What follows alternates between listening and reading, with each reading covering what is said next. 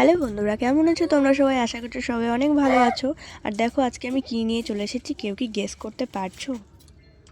আজ 28 জানুয়ারি, আজকে আমার বার্থডে, তো তাই জন্য আমার বর এনে দিয়েছে পায়েস বানাতে। তো সেটাই বানাচ্ছি, তো ভাবলাম একটু ভিডিও করি। আর এতটা বড় হয়ে গেছি না, এখন আর বার্থডে নিয়ে কোনো ইন্টারেস্ট নেই। আজকে এই ভিডিও বানানোর চক্করে না বড় দুর্ঘটনার হাত থেকে আমি বেঁচে গিয়েছি। আসলে যেখানে আমি ভিডিও বানাচ্ছি সেখানটায় লাইটটা থাকে না, লাইটটা থাকে একটু সাইডে। তো আমি ভিডিও বানানোর জন্য লাইটটা একটু সাইড থেকে এই যেখানে করছি আমি রান্না ভিডিও, সেইখানটায় এনেছিলাম। তো ভালো হয়নি লাইটটা লাগানো, আর দেখতেই পেলে পড়ে গেল কেমনভাবে। তো আমি ফার্স্টে দুধ দিয়ে দিয়েছি, আর এবার দিয়ে দেবো আমি 3টা তেজপাতা। তো তেজপাতাগুলোকে আমি ভালো করে ধুয়ে তারপরে দুধের মধ্যে দিয়ে দিলাম। আর এবার আমি এলাচ দেবো। তো এলাচগুলো আমি ভালো করে ধুয়ে নিয়ে ফাটিয়ে ফাটিয়ে দুধের মধ্যে দিয়ে দেবো।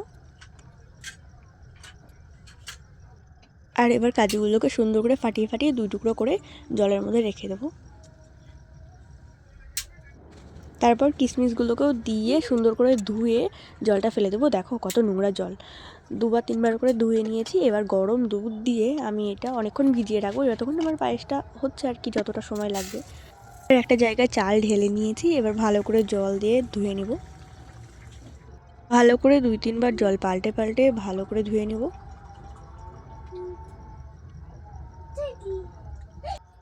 এবার ধুয়ে রাখা চালটার মধ্যে ঘি দিয়ে চালটা ভালো করে মাখিয়ে নেব। দেখো মাখানো হয়ে গিয়েছে।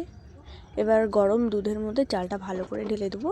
আর চালটা দেওয়ার পর প্রায় 10 থেকে 15 মিনিট ভালো করে নাড়া দিতে হবে, যাতে চালগুলো দলা না পাকিয়ে যায়। তো 15 মিনিট পর আমি কাজুগুলো বেছে বেছে দিয়ে দিচ্ছি, কারণ কাজুটা সিদ্ধ হতে অনেকটাই সময় লাগে।